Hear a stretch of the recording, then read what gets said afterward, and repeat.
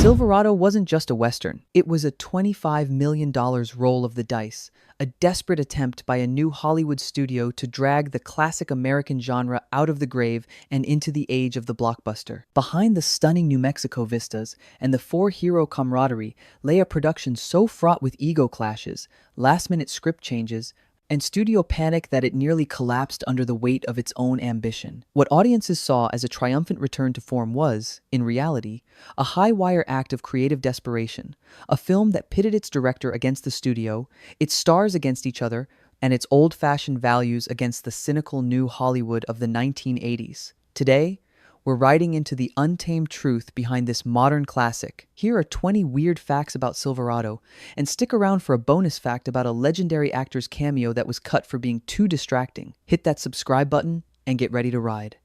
Number 20. Kevin Costner's role was a last-minute gamble. The charismatic gunslinger Jake wasn't the first choice, or even the second. The role of Jake was initially offered to bigger stars like Kevin Kline, who took the role of Peyton, and Scott Glenn, who was cast as Emmett. Kevin Costner, who was then a complete unknown with only a few minor credits, aggressively lobbied director Lawrence Kasdan for the part. Kasdan, who had written and directed Costner's breakout role in The Big Chill, even though his scenes were cut, took a massive risk on the unproven actor. The studio, Columbia, was terrified, but Kasdan's faith was absolute. What makes this so pivotal is that this single gamble launched Costner into global superstardom, a decision that not only defined the film, but also altered the trajectory of Hollywood stardom for the next decade. The casting wasn't just a choice, it was the creation of a new icon born from a director's gut instinct. Number 19. The film's massive budget terrified the studio. Silverado wasn't just a Western, it was one of the most expensive Westerns ever made. With a budget estimated between $25 and $28 million, it was a colossal gamble for Columbia Pictures in an era when the genre was considered box office poison. The studio executives were in a constant state of panic, convinced they were about to lose a fortune on a film full of unknowns and expensive, old-fashioned set pieces. The pressure on Kasdan was immense to deliver a hit that could justify the outrageous expense. The production wasn't just a creative endeavor. It was a high-stakes corporate bet that had everyone from the producers to the accountants sweating bullets. The film wasn't just a story. It was a make-or-break proposition for the studio's faith in the Western. Number 18. Scott Glenn suffered a severe on-set injury.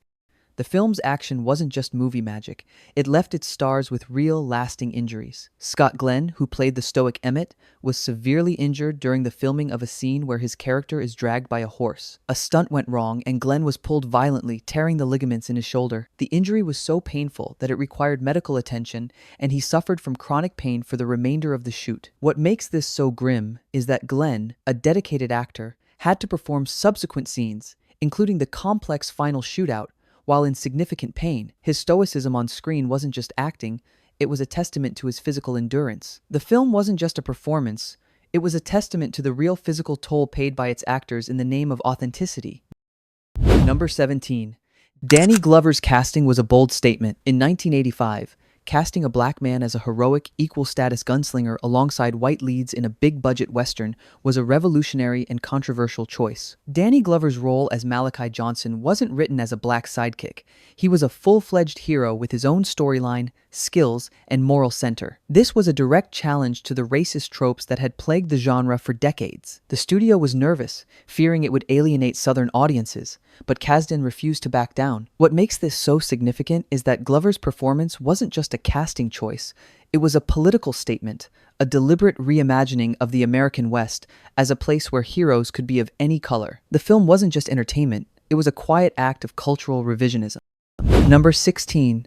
The final shootout was a logistical nightmare.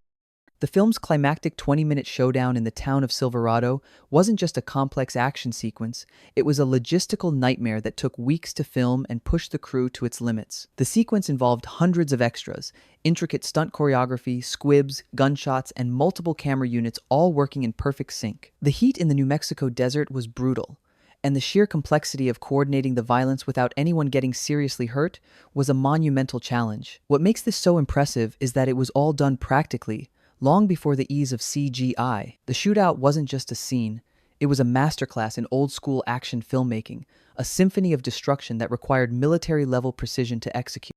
Number 15. Jeff Goldblum's character was almost cut.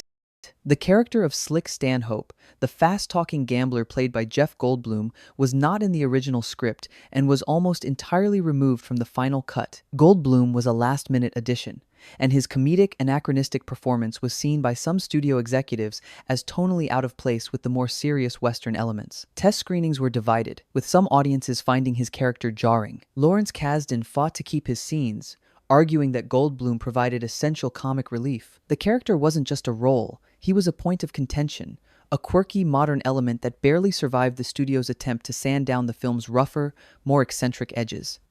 Number 14. Brian Dennehy was intimidating on and off camera. The film's villain, Sheriff Cobb, wasn't just a performance, it was a channeling of real-life intensity. Brian Dennehy was a physically imposing and method actor who stayed in character as the corrupt, sadistic sheriff throughout the shoot.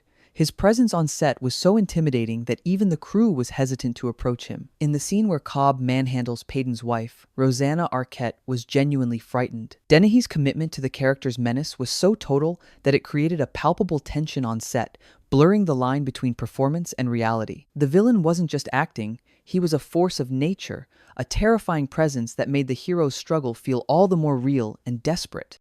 Number 13. The film's score was a last-minute replacement.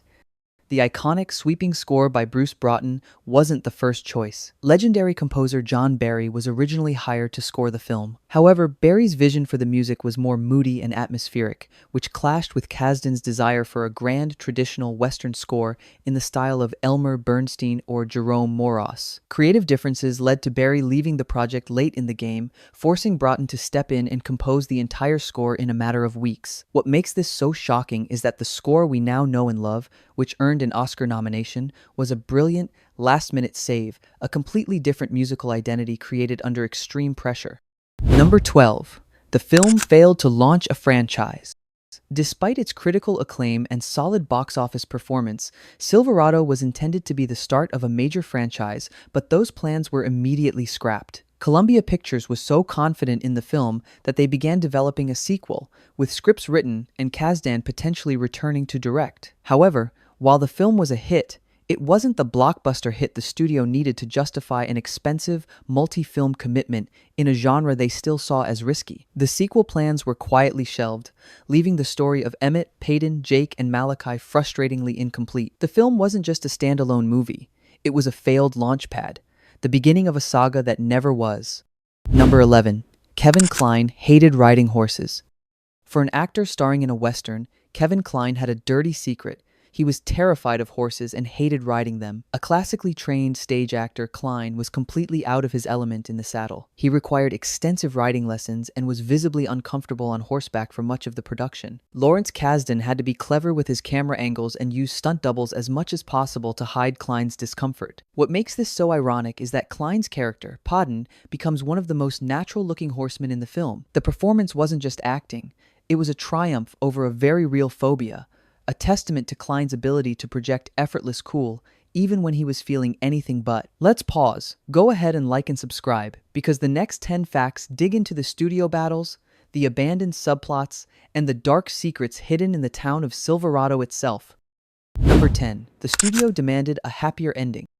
The film's final, triumphant ending wasn't exactly what Lawrence Kasdan had in mind. In an earlier cut of the film, the conclusion was more ambiguous and bittersweet. However, after nervous test screenings, Columbia Pictures executives demanded a more upbeat, clearly happy ending to ensure audiences left satisfied. Kasdan was forced to re-edit the final moments, making the hero's victory more decisive and their future more certain. This interference is a classic example of studio second-guessing, a move that softened the film's edges but also robbed it of some of its original, more nuanced power. The ending wasn't just a creative choice, it was a compromise, a commercial necessity that smoothed out the story's rougher, more realistic conclusions. Number 9. An entire subplot about a water war was cut. The original cut of Silverado was significantly longer and contained a major subplot that has been completely excised from all versions of the film. This subplot involved a water war between the local ranchers and a powerful cattle baron who was trying to monopolize the region's water supply. This storyline provided a deeper motivation for the conflict and gave the heroes a more complex reason to get involved. However, during the editing process, Kasdan and the studio decided the film was too long, and this subplot slowed down the momentum. Entire scenes were cut, and the story was simplified. The film wasn't just edited, it was surgically altered, losing a key part of its thematic and narrative depth. Number 8. The town set was a permanent, expensive construction. The town of Silverado wasn't just a temporary movie set built for the shoot, it was a permanent, multi-million-dollar construction project built to last. The production spent a fortune building a full-scale, detailed western town in the desert near Santa Fe, New Mexico, with real wooden buildings, working facades, and streets. The goal was to create a completely immersive and realistic environment. After filming, the set was not torn down. It was left standing and eventually became a popular tourist attraction and a filming location for other westerns, including the TV series The Adventures of Briscoe County, Jr. The set wasn't just a backdrop, it was a permanent monument to the film, a real town built to celebrate a fictional one. Number 7. Rosanna Arquette's role was drastically reduced. The character of Hannah, Peyton's long-lost love played by Rosanna Arquette, originally had a much larger and more significant role in the film. In earlier drafts of the script, her story was more deeply intertwined with Peyton's, providing a stronger emotional anchor for his character. However, as the film evolved and the focus shifted more to the 4 male leads and their camaraderie, her scenes were progressively cut. What remains in the final film is a truncated version of her original arc. Her role wasn't just a performance, it was a casualty of the film's refocusing, a character whose potential was largely left on the cutting room floor. Number 6. The film's success didn't save the Western genre. Silverado was released to critical acclaim and was a solid box office success, earning over $37 million in the United States against its massive budget. It was widely seen as a film that would single-handedly revive the Western genre for a new generation.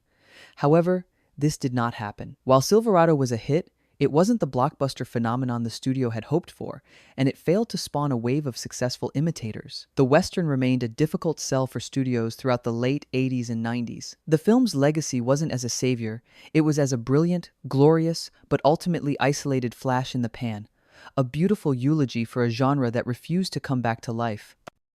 Number 5. Lawrence Kasdan fought with his producers. Lawrence Kasdan, the writer and director, was locked in a constant battle for control with the film's producers, particularly with Columbia Pictures' head of production, Guy McElwain. The conflicts were over everything from the budget to the casting to the final cut. Kasdan, coming off the massive success of The Empire Strikes Back and Raiders of the Lost Ark, had immense clout, but the studio was still terrified of the film's cost and subject matter. The relationship was so fraught that Kasdan considered walking away from the project multiple times. The film wasn't just a vision, it was a compromise, a constant tug-of-war between a director's artistic ambitions and a studio's financial fears. Number 4. The wet dehydration was a real danger. The film's arid desert setting wasn't just a backdrop, it was a real and present danger to the cast and crew. Filming in the deserts of New Mexico during the summer meant dealing with extreme heat, often exceeding 100 degrees Fahrenheit. The risk of dehydration was severe. To create the effect of sweat and grime on the actors, the crew would spray them with a mixture of water and glycerin. While this looked great on camera, it ironically accelerated dehydration by making the actors even hotter. The line between on-screen illusion and off-screen reality blurred dangerously, with the very thing used to make them look like they were suffering from the heat actually contributing to their real-life risk of heatstroke. Number 3. The film's portrayal of Native Americans was controversial. While praised for its progressive casting of Danny Glover, the film's portrayal of Native Americans was more problematic and drew criticism. The main Native American characters are primarily depicted as obstacles or comic relief, and their motivations are given little depth. The film relies on some well-worn Western tropes regarding Native American characters that felt dated even in 1985. This created a strange contradiction, a film that was forward-thinking in one aspect of its representation while remaining retrograde in another. The portrayal wasn't just a creative choice. It was a reminder that even a well-intentioned revivalist Western can't fully escape the problematic baggage of its genre. Number 2. The 4 leads had little off-screen chemistry. Despite the convincing on-screen camaraderie between the 4 leads, the reality off-screen was much more distant and professional. Kevin Costner, Kevin Kline, Danny Glover and Scott Glenn were all very different actors with different personalities and methods, and they did not socialize extensively after filming. They were a group of professionals who came together to do a job, not a band of brothers. The magic of their chemistry was a product of Kasdan's direction and editing, not a reflection of a real-life friendship. The bond wasn't just a performance.